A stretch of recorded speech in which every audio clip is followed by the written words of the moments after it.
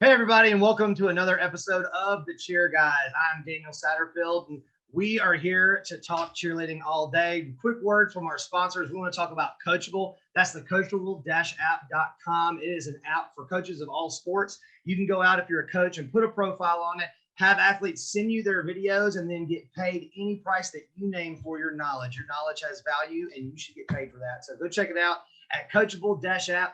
And as always, I'm in with my travel buddy who I go all over the place with. We recently got back from a trip to Ireland. Mr. Chase Brett, how are we today, man?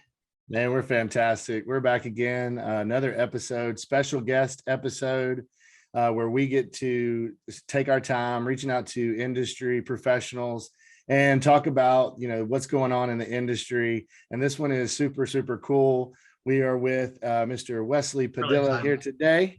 Thank you, Wesley, for joining us. Hey, guys. Yeah, glad to have you, man. Recognize his face from TikTok. He is. That's my favorite, by the way. That's him in the background back there.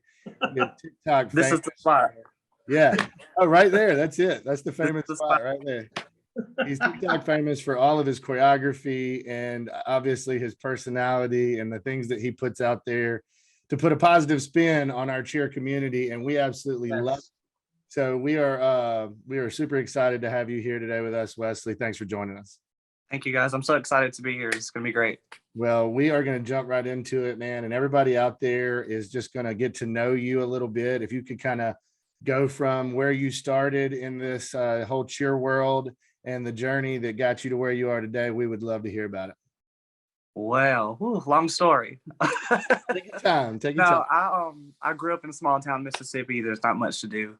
My home life wasn't always great, so I was just at home all the time. I didn't do other sports like baseball or basketball. So I watched Bring It On one time, and I was like, I could do that for sure. So I got some mattresses, put them in the floor, started doing backflips. I taught myself everything I pretty much know. Then I found a little local all-star gym down the street, and from there it's been great. I cheered in high school at Saltillo, Mississippi. So now I coach about 6 local teams. I work for ECA and VROC and do choreography and travel around for VROC. So yeah, we can definitely tell, looking at your choreography on your TikTok, that you are professional at that. Oh, yeah. I love it. And Denise DeSherry, obviously Josh McCurdy, that whole crew, that rock crew.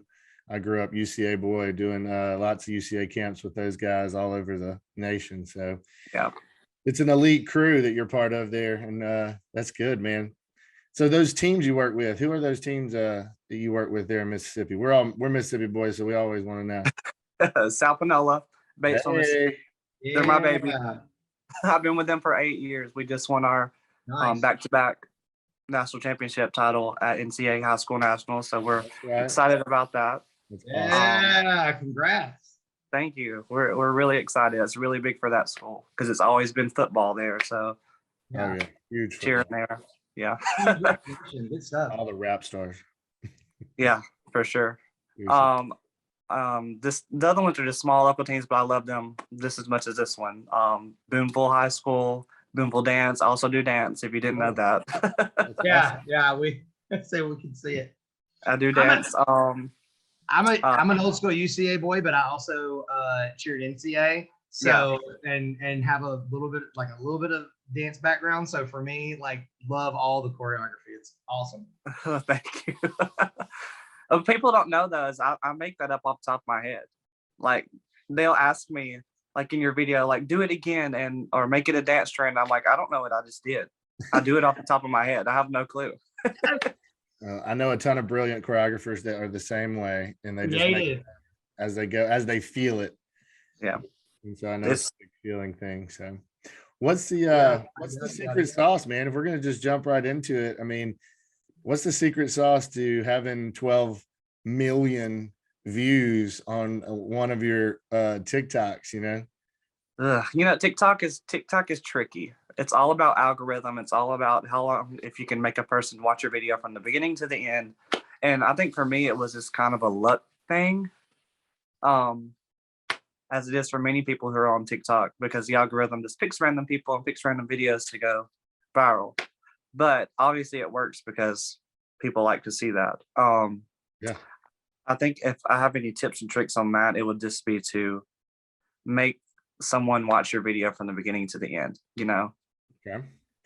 Yeah. And it's just about putting out content, man. Cause I know Right. you're rolling through your stuff. And I mean, you have a ton of Yeah. content, which is great. I mean, that's how you that's how you get one of your videos to go and then they all start going. So Right. very cool. Hey, Jason and I are gonna hit you up later because he doesn't know this, but I've already come up with how we're gonna let him be the private school and me be the public school, and we're just gonna stitch next to you. Perfect. Or we gonna come through Mississippi. We're gonna go ahead and throw down and let it be Do it. versus Hey, NCAA. Let's go. Right there in that room. I don't know if we could all fit in that spot. Oh, we can do it for sure. We can make it happen. I don't know if Chase's standing tuck is still good enough, but Ooh. you know, we might can figure it out. You're gonna have to give me a couple months to get that worked out. Yeah. I know my neighbors hate me for sure because I'll be busting here like crazy. That's hilarious. Are you on like a top floor of an apartment? Yes, I live in like a townhome, so it's like one, That's two, three, awesome. four. So it's like everybody's on top of each other. I'm looking at those moves in the background behind Daniel going, yeah, everything probably makes a thump. Probably makes a noise at some point. I love it. Hey, but what's some of your inspiration, man? Talk to us about what inspired you to do these videos and some of the ways that you do these videos. I mean, it's hilarious. Some of them are just crack me up. I want to The know world. the world. I'm sorry. I was saying, do you have some real Southern cheer mamas you pulling from, or is that just you know? It's just living in Mississippi. You hear it all the time. You'd be at the top stand of the football game, and just there it is, free content. Free content all day, all night. I'll tell you. That's awesome. That is absolutely awesome. Well, tell us a little bit more about UCA and what it's like to be, because you know we're both old UCA guys, and you're out there doing choreography and stuff like that. I mean, tell us about it. You love it. Obviously, you love it, but Yeah, I love it for sure. I actually started with, I tried out in 2015 for UCA staff and didn't make it.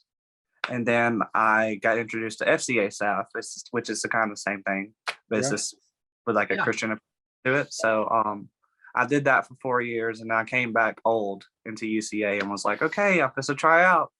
Let's see what happens, because I think that I'm supposed to be here.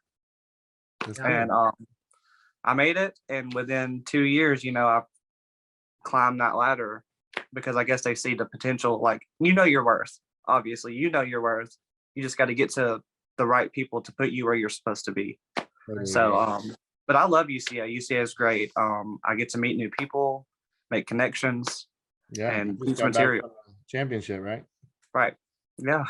They send me everywhere. I love it. That's always fun, man. That is. And that's what, you know, we fell in love with about it too, is not only meeting new people and creating those new relationships, but getting to travel and experiences that not everybody gets to have. So yeah, it's cool. The crazy thing is about all those relationships you're making now is that'll carry you. I'm actually thinking about it. Most of what I do now, business wise, I have people who I staffed with or connected with through that.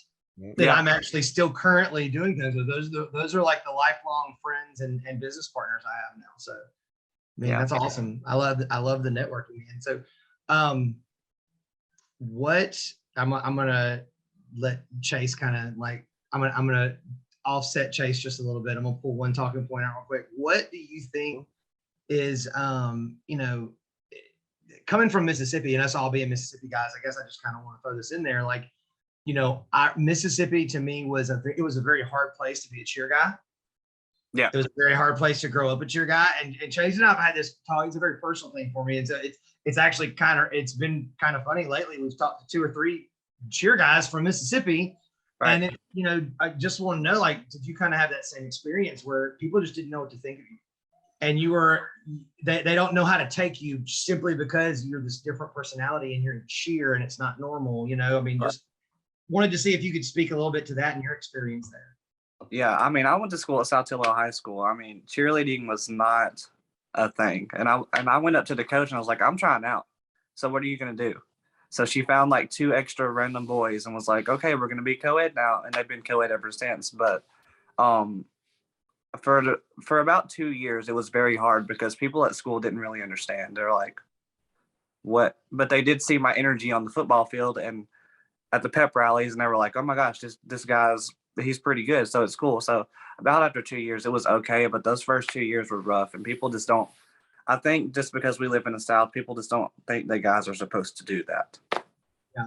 But then they don't look at SEC football where there's guys everywhere cheering sideline. So it's some sort of, it's a mistaken stigma that we all had to deal with in high school. But now that it's an Olympic, recognized sport, it's getting a lot more attention. And, talking about that as somebody who is a coach, choreographer, athlete yourself, what is some of the, advice you would have for your juniors that you coach, your seniors that are about to graduate, that are going to college? You could possibly be an Olympic athlete one day. Right. My advice would be to keep on working. I think that COVID really put a really big effect on cheerleaders' mentality, like especially their work ethic, because like now they can say, I have a headache, so they're not going to come to practice. When 2 years ago we were throwing up in trash cans and rolling with a routine, so to those athletes, I say, remember what we've told you in the past, and what we've taught you up to this point is to be great and continue to work to be better outside of this gym. Like if you have a goal, go do it. Don't be a pansy and sit in your room and say you have a headache and not come to cheer practice. Yeah. Facts. It is for real. And don't be that. It's we've talked about like the generations of cheer now. And it's like this generation of middle school and high school kids, like there's like, it's a harder, like, suck it up factor. Right. For them to try and get them to go, hey, suck it up, and just suck it up, keep going. Like, even if you put a positive spin on it, you're not like, on them as a coach, like it's harder to do. So definitely. Man, this is the part of it where I'm super excited. We're about to go into our full out segment where Daniel is going to ask you some questions, and you have 2 minutes and 30 seconds to give us your best answer. Take longer if you need to. This is the part where we get to have some fun. So Daniel, run with it, brother. All right. So Wesley, so 2 minutes and 30 seconds. And we always tell people, like, look, I won't give you any deductions if you go over the 2 minutes and 30 seconds, but we'll treat it like an out of bounds or something. It's not that big. So I'm going to kind of throw it at you. 2 minutes and 30 seconds, go full out on it. And just tell us now this first one I'm excited about. So I want the Wesley spin. I want you to give me the difference between a public school cheer mama and a private school cheer mama. Okay. Here we go. Go full out. 2 minutes and 30 seconds. The difference between public and private. Okay. Public cheer mama she's going to be the mama who pays the money for the privates. Her daughter's on the front row. Well, let me not get it back. Let me not get it mixed up, because it could go both ways. Let's start with private. What if she was to bust her tuck? What would the public cheer mama say about that? You busted your tuck after I paid so much money doing them private lessons for you. Are you serious? I'm not gonna sit up here in the stands and watch you bust your tuck on the sideline. But it was probably that girl's fault beside you, because she was standing real close. That was perfect. Hard on her, but leave the excuse. I like it. All right, now let's go to the private school mama. What's she gonna think about that? Oh Lord, private school. Private school mamas are on their phone texting. They didn't even see the tuck bust happen. So their daughter comes up and they're like, Mom, did you see me bust my tuck? No. No, I didn't, but it's okay. Did somebody? It's okay. It's okay. It was like, go get your coach to spot you. Why don't you try again? No, did you mess up your Lululemon shorts? I got you. That was it. Yes. I feel that on such a personal level where I live too, by the way. Oh my gosh, I love it. Okay. That's the academy for sure. That was absolutely perfect. Okay, going on. We got two more. So okay. A little bit more, like, not serious, but more just in the cheer world.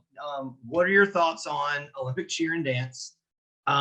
Where you see the cheer machine going as a whole? It's a really large machine that has multiple tiers, levels.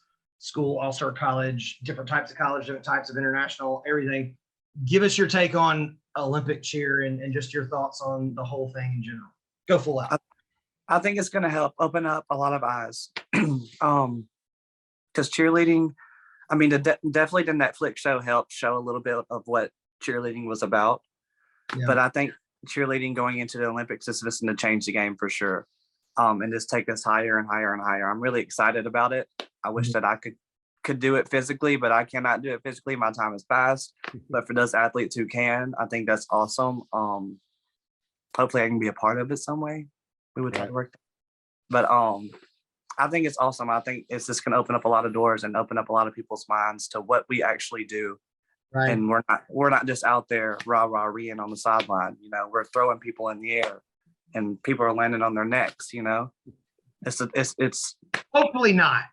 No, hopefully not, but you know, That was hilarious. that's part of it. Yeah, you're right. So we do want to get the exposure, and the Olympics definitely would provide that. But what we don't realize just to put my 2 cents in there with my international travels, is a lot of countries live, their governments control their sports.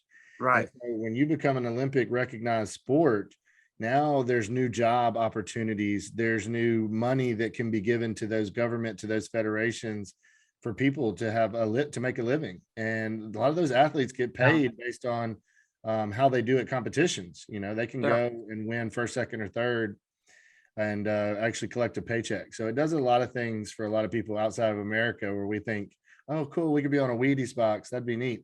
But it really provides a lot of things for these other countries out there. So that's awesome. Yeah. So, all right. One more to round us out, and then we're going to just laugh about a couple of things for a minute, because I want to go through and I want you to describe some of these videos that you have. So we're going to do that for a minute. Something important to you, a hot topic that is important to you in cheer, across the board, for just, what you would say is like your heart and soul of what makes you stay in the sport and love it, and what you want to convey to everybody that's watching or that's on your social media watching you. What do you want to tell them about cheer, and just give it to us, go full out. Cheer is more than just cheer for me. It's life lessons outside of the gym. And that's what I try to instill into my athletes, is that, like, if you go to work and you're late to work, what's going to happen? You're going to get fired, so it goes beyond. So like the titles and winning is great and all, but if you can't be a productive member of society, then what do you, like, why are you even here? So that's what I'm trying to do as a coach, is to teach my athletes more about life. I think it's very important that we set these athletes up moving forward out of high school and college or wherever you're at. That's important to me.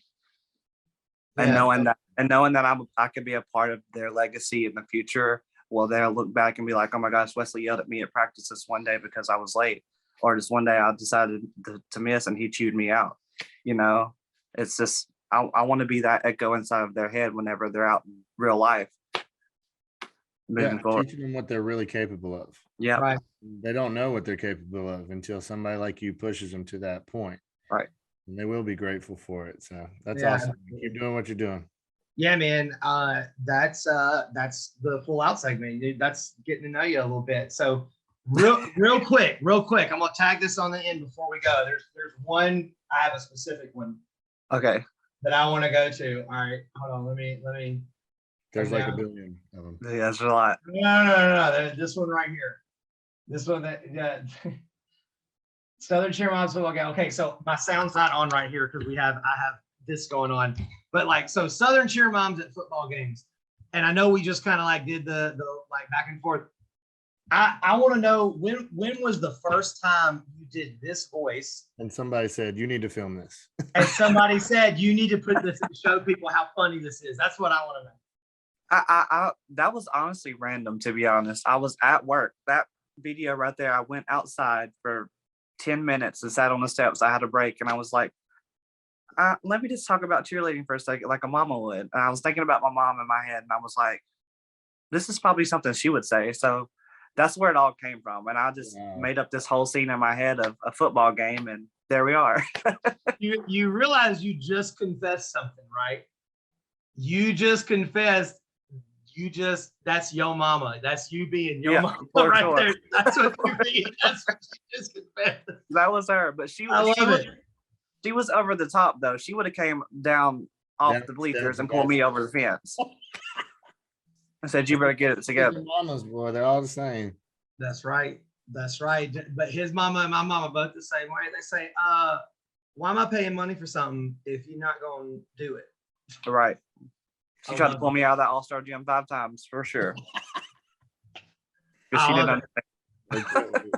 I'm going to do it to my kids, see. Well, Wesley, man, thank you for being on our show and for being a part. And it's been awesome talking to you. In just a second, we're going to jump off and talk to you for a few more minutes. But just thank you for being here. Hang in there. Well, thank you guys for having me. I'm so excited. This is awesome what you're doing. For real. Yeah, thanks, man. All right, so everybody, that's been another episode of the Cheer Guys. Thank you for tuning in and watching. And you guys can go and check us out on our social media. We're on TikTok, Facebook, Twitter, Instagram. Yeah, and be looking up in the future. There will be a stitched UCA versus NCA or private versus public Chase and Daniel TikTok that we're going to try to stitch and see if we can keep up with Wesley. Random drop times every now and then. Yeah, there you go. All right, so we'll see you guys next time. Did you get the camera out of the car? All right, here they go. They're getting ready to run out. If she does not do her tumbling pass, then we're not going to pay for them private lessons no more. I'm tired of her coming out to these games and not throwing her tumbling pass, and we're paying all this money for nothing. Oh my gosh. Who sized them for these uniforms? That's my question, because that one right there in the middle, she bends over and her rear end's sticking out. Why is she moving her to the back row for? My daughter's a senior. She is not going to be on that back row. I'm just going to have me a talk with this sponsor right now. Fix your motion, sweetheart. Hit this motion real tight so I can get a good picture of you. Okay, hold it. Smile at me. Smile. Hey. Hey, smile. Smile. Oh my gosh, they're about to stunt. I get so nervous every time they're pulling them little girls up in the air. I'm afraid they're going to drop them on this football field out here. I tell my daughter when she goes up in the air, she needs to lock her knees out and stand all the way up and smile real pretty for me up here in the stands. And she does it every time. Every single time.